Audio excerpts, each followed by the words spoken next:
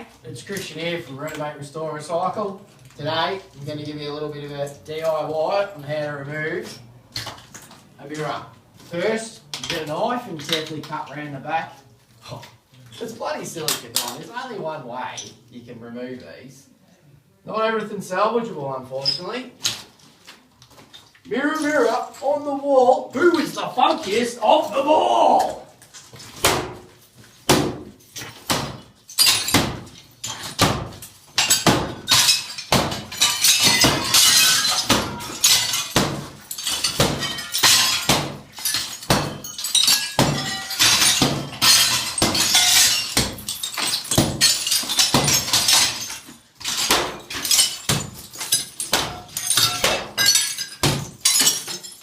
Well, most mirrors have 7 years bad luck.